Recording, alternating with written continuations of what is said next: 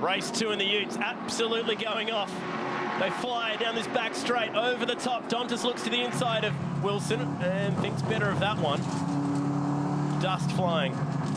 Rocks scrambling around as everyone dives in the brakes at Dandenong Road, and the battle for the lead is still on. McLeod has not got away from Mediki. Fish has gone with them, and they've brought the championship leader along as well. Still pretty hanging on to the front of this pack. He's 5th with Marjoram behind him. Beachy having a great run this weekend. We go on board with the Jesus Racing for Life entry. Yes, he's in 3rd place. He's hanging in there. He's turning back the clock, yeah. Andrew Fisher. Dontas having a look on Cam Wilson as well. Cam dummies across, covers him off. Kim Jane trying to pulling out down there as well. Lost time earlier, and here we go. Gricey. Got Cedars, Grice, and also Jeremy Gray. So a couple of Cedars racing teams operators in there at the moment. So 2 from Cedars, 2 from Peters. Man, it's been busy. Let's check this moment out once again. Marjoram up the inside. Walton with damage after wrestling his way to be 3rd in the points. Yeah, so something in the right front's failed there. Takes out the styrofoam sign. Always looks spectacular. We've lost a few out there. That's better than the wall. Yeah. Take that all day. Personally, I don't think Coopers mind that all that much. No. Anyway. They're still making signs. And he's back in the pits now, Walton. So the race 1 winner out of the race. That's the big news here. And the fastest laps of the race at the moment, Royal Harris, carrying the extra 40 kilos, is the quickest. Led in the saddlebags. But the big thing they got is McLeod's not doing anything wrong. He's just hitting his marks, not overdriving the ute, just getting it in, getting it off. And they really can't do anything with him unless he makes a mistake, or they can get a bumper to him. Fisher just making sure that Harris stays at bay down there, doesn't even think about a move at turn 1.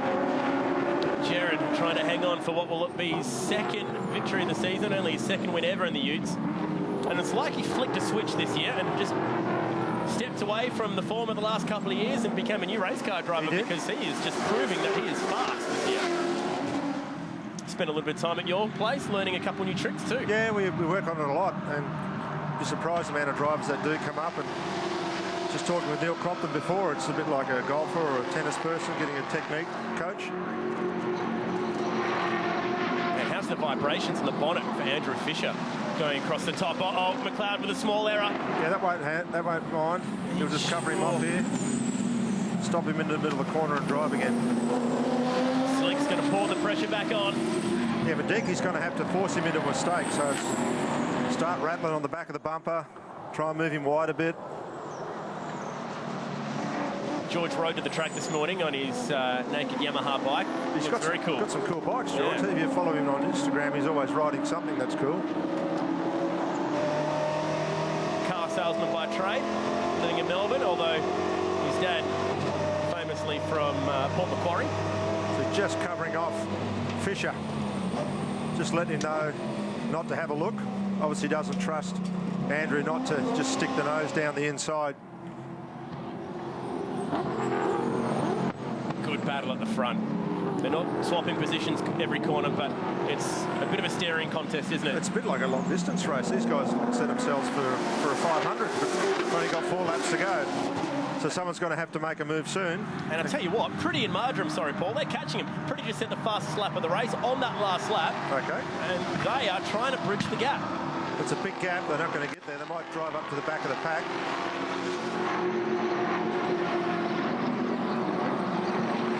With a seriously fast car in the back half of this race.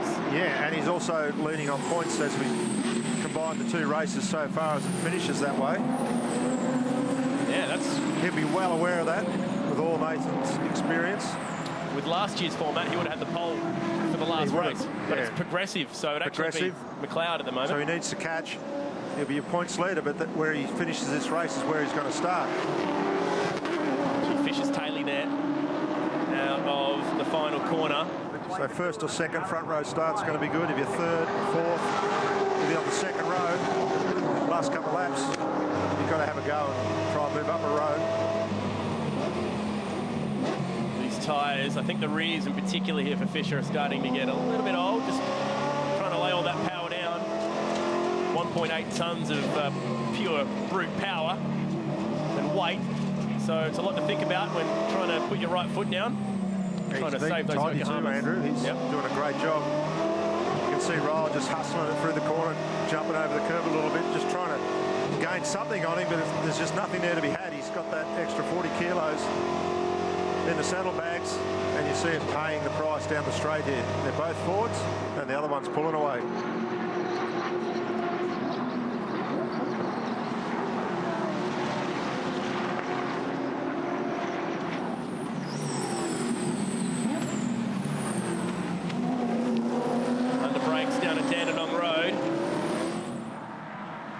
Getting to the business end, really. It's 2 to go this time by. Someone's going to have to do something. It's kind of building that way, isn't it? A bit like the end of a stage at the Tour de France, as everyone just finds the little bit of position that they need. Yeah, well, you're on the front row, so Madiki and McLeod, they're on the front row. One of them's going to get to the corner first unless they completely make a meal of it. So 3rd and 4th are on the 2nd row. Madiki's the one that's probably going to be the most vulnerable. The wild card here is Nathan Pretty. He has caught the front pack. He's on him. He has really lowered his eyes in the Burbank Holmes entry. He's dropped the gavel and he's closed in on the front 4.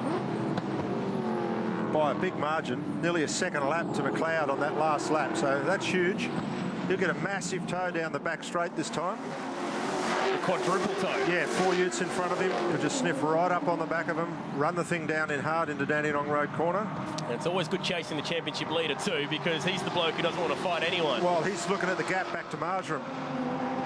So there's a good chance that he might be able to pick off Ryle Harris. He'll have a go now, Nathan. It'll be a fair go, but it might involve a little bit of contact. Over the top we go.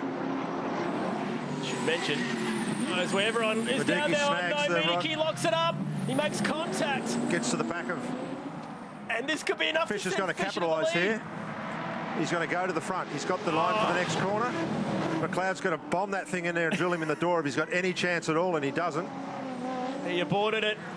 Can you give me a bit of a rub on the rear to try and steady his chances? Mediki's gone to 5th here because he's been pushed wide by Pretty, who's managed to get himself a part of this battle. 1 to go. It's hotting up. We predicted it. It was coming. Madiki just pushed hard, locked the rears, got into the back of McLeod. Fisher capitalised. Good old Dandenong Road. Bringing the action to the fore, and it's the Jesus Racing Ute who has managed to find his way to the top. Harris. Ryle's really launching it over the curbs. He knows that he's got the hard-charging Nathan Pretty, who's made up a huge amount of time here and might be on for 3rd. And Pretty, top points man this weekend, looking very good at the moment. So Ryle will be vulnerable here. So see what he can do. You've got the 2013 winner Pretty up against the 2014 winner in Harris at this track on the last lap. And it looks like it's going to be Fisher to the flag at this rate.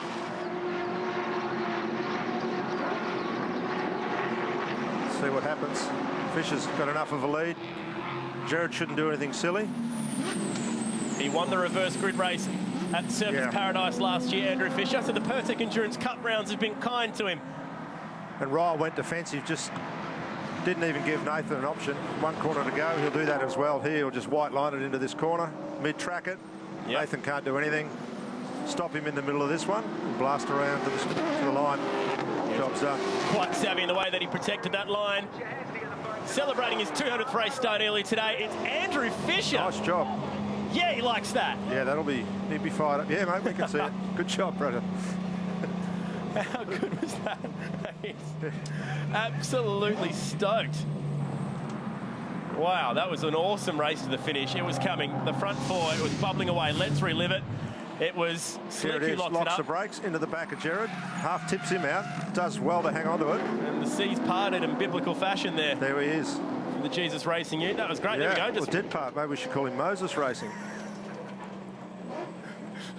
Here it is. Just out of the way, boys. Thank you. McLeod did well to hang on to that. He did a really good job. Jarrow was unlucky not to win that race. He really didn't do anything wrong. He got pushed out of the way, basically, but that wasn't Andrew's fault. So good on Andrew. You've got to be there to capitalise when things go wrong. Paul, thank you for your efforts. That was very exciting. It's Fisher in a great race, that one. Marjoram keeping the championship alive with Royal Harris as well. Cedars rounding out the top 10. That was awesome. And the good news is they have another race tomorrow. Cannot wait for that one.